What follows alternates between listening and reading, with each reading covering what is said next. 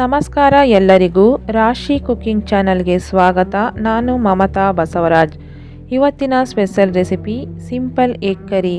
ತುಂಬಾ ಸಿಂಪಲ್ ಆಗಿ ಟೇಸ್ಟಿಯಾಗಿ ತುಂಬಾ ಕ್ವಿಕ್ಕಾಗಿ ಎಗ್ ಕರಿನ ಮಾಡೋದೇಗೆ ನೋಡೋಣ.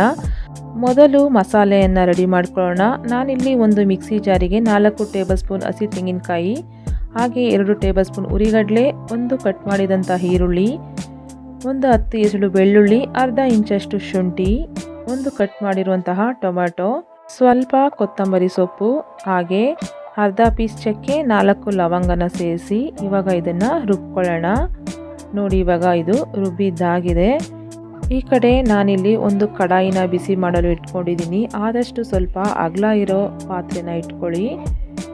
ಕಡಾಯಿ ಬಿಸಿ ಆದಮೇಲೆ 4 ಟೇಬಲ್ ಸ್ಪೂನ್ ಎಣ್ಣೆನ ಹಾಕ್ಕೊಂಡಿದ್ದೀನಿ. ಅದಕ್ಕೆ ಒಂದು ಈರುಳ್ಳಿನ ಸಣ್ಣದಾಗಿ ಕಟ್ ಮಾಡ್ಕೊಂಡು ಹಾಕ್ಕೊಂಡು ಫ್ರೈ ಮಾಡ್ಕೊಳ್ತಾ ಇದ್ದೀನಿ.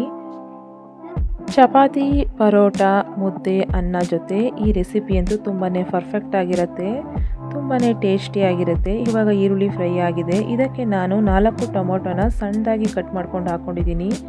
ಹಾಗೆ ಸ್ವಲ್ಪ ಉಪ್ಪನ್ನು ಹಾಕ್ಕೊಂಡು ಟೊಮೊಟೊ ಸಾಫ್ಟ್ ಆಗೋವರೆಗೂ ಫ್ರೈ ಮಾಡ್ಕೊಳ್ಬೇಕು. ಬ್ಯಾಚಲರ್ಸು, ಬಿಗಿನರ್ಸು ತುಂಬಾ ಕ್ವಿಕ್ಕಾಗಿ ತುಂಬಾ ಟೇಸ್ಟಿಯಾಗಿ ಈ ರೆಸಿಪಿನ ಮಾಡ್ಕೊಳ್ಬೋದು.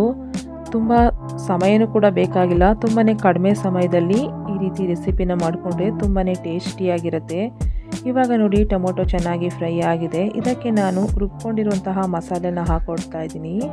ಹಾಗೆಯೇ 4 ಟೇಬಲ್ ಸ್ಪೂನ್ ಮಟನ್ ಮಸಾಲ ಪೌಡರ್ನ ನಾನಿಲ್ಲಿ ಹಾಕ್ಕೊಳ್ತಾ ಇದ್ದೀನಿ.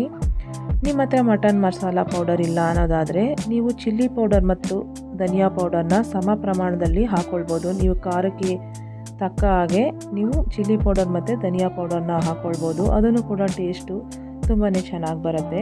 ಮಸಾಲೆ ಹಾಕ್ಕೊಂಡ್ಮೇಲೆ ನಾವು ಒಂದು 3ರಿಂದ 4 ನಿಮಿಷ ಮಸಾಲೆನ ಚೆನ್ನಾಗಿ ಫ್ರೈ ಮಾಡ್ಕೊಳ್ಬೇಕು. ಈ ರೀತಿ ಮಸಾಲೆನ ಫ್ರೈ ಮಾಡ್ಕೊಳ್ಳೋದ್ರಿಂದ ಕರಿ ಅಂತೂ ತುಂಬಾ ಸೂಪರಾಗಿ ಬರುತ್ತೆ. ನೋಡಿ, ಮಸಾಲೆ ಫ್ರೈ ಆದಮೇಲೆ ನಾನಿಲ್ಲಿ ಇದಕ್ಕೆ ನೀರನ್ನು ಸೇರಿಸ್ಕೊಳ್ತಾ ಇದ್ದೀನಿ. ನಾನಿವತ್ತು ಅನ್ನ ಮುದ್ದೆ ತಿನ್ನೋಕ್ಕೆ ನಾನು ಎಗ್ ಕರಿನ ಮಾಡ್ಕೊಳ್ತಾ ಇದ್ದೀನಿ. ಅದಕ್ಕೋಸ್ಕರ ನಾನು ಸ್ವಲ್ಪ ತೆಳುಗೆ ಮಾಡ್ಕೊತಾ ಇದ್ದೀನಿ. ನಿಮಗೆ ಚಪಾತಿ, ಪರೋಟ ತಿನ್ನಲು ಬೇಕು ಅನ್ನೋದಾದರೆ ಸ್ವಲ್ಪ ತಿಕ್ಕಾಗಿ ಮಾಡ್ಕೊಳ್ಳಿ. ಈ ರೀತಿ ಬೇಕಾಗಿರೋಷ್ಟು ನೀರನ್ನು ಹಾಕ್ಕೊಂಡು ರುಚಿಗೆ ತಕ್ಕಷ್ಟು ಉಪ್ಪನ್ನು ಹಾಕ್ಕೊಂಡು ಮಿಕ್ಸ್ ಮಾಡ್ಕೊಳ್ಳಿ. ಇದು ಒಂದು ಕುದಿ ಬರೋವರೆಗೂ ಚೆನ್ನಾಗಿ ಕುದಿಸ್ಕೊಳ್ಳಿ. ಇವಾಗ ಈ ರೀತಿ ಎಗ್ ಕರಿನ ಮಾಡ್ಕೊಳ್ಳಿ. ಟೇಸ್ಟ್ ಅಂತೂ ತುಂಬಾ ಸೂಪರಾಗಿ ಬರುತ್ತೆ. ನೋಡಿ, ನಾನಿಲ್ಲಿ ಒಂದು ಕುದಿ ಬರೋವರೆಗೂ ಕುದಿಸ್ಕೊಂಡಿದ್ದೀನಿ. ಇವಾಗ ಇದನ್ನು ಸರಿಯಾಗಿ ಒಂದ್ಸರಿ ಮಿಕ್ಸ್ ಮಾಡ್ಕೊಳ್ಳೋಣ. ಇವಾಗ ಫ್ಲೇಮ್ನ ಲೋನಲ್ಲಿ ಇಟ್ಕೊಂಡು ನಾವು ಒಂದೊಂದೇ ಮೊಟ್ಟೆನ ಒಡೆದು ಹಾಕ್ಕೊಳ್ಬೇಕಾಗತ್ತೆ.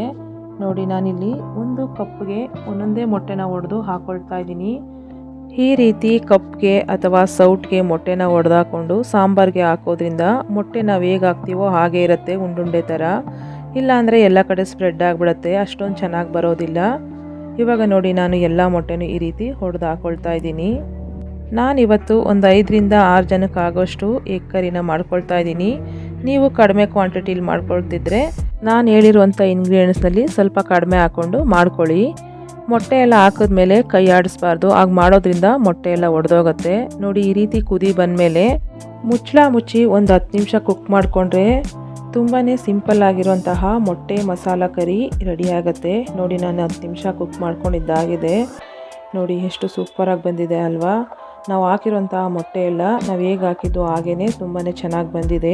ಈ ರೆಸಿಪಿ ನಿಮಗೆ ಇಷ್ಟ ಆಗಿದ್ದರೆ ಒಮ್ಮೆ ಟ್ರೈ ಮಾಡಿ. ಹೇಗಿತ್ತು ಅಂತ ನನಗೆ ಕಮೆಂಟ್ಸ್ನಲ್ಲಿ ತಿಳಿಸಿ. ನಮ್ಮ ವಿಡಿಯೋಗೆ ಒಂದು ಲೈಕ್ ಕೊಡಿ, ಶೇರ್ ಮಾಡಿ, ಸಬ್ಸ್ಕ್ರೈಬ್ ಮಾಡ್ಕೊಳ್ಳಿ. ಹಾಗೆ ಬೆಲ್ ಬಟನನ್ನು ಕ್ಲಿಕ್ ಮಾಡಿ. ಎಗ್ ಕರಿ ಬಿಸಿ ಇರುವಾಗಲೇ ಮುದ್ದೆ, ಅನ್ನ, ಚಪಾತಿ, ಪರೋಟ ಜೊತೆ ಸರ್ವ್ ಮಾಡಿಕೊಂಡು ತಿಂತಾ ಇದ್ರಂತೂ ತುಂಬಾ ಸೂಪರಾಗಿರುತ್ತೆ. ಇವತ್ತು ನಾನು ಮಾಡಿರುವಂಥ ರೆಸಿಪಿ ನಿಮಗೆ ಇಷ್ಟ ಆಗಿದೆ ಅಂತ ಅಂದ್ಕೊಳ್ತೀನಿ. ಮತ್ತೆ ಇನ್ನೊಂದು ರೆಸಿಪಿ ಜೊತೆ ಬರ್ತೀನಿ. Thank you.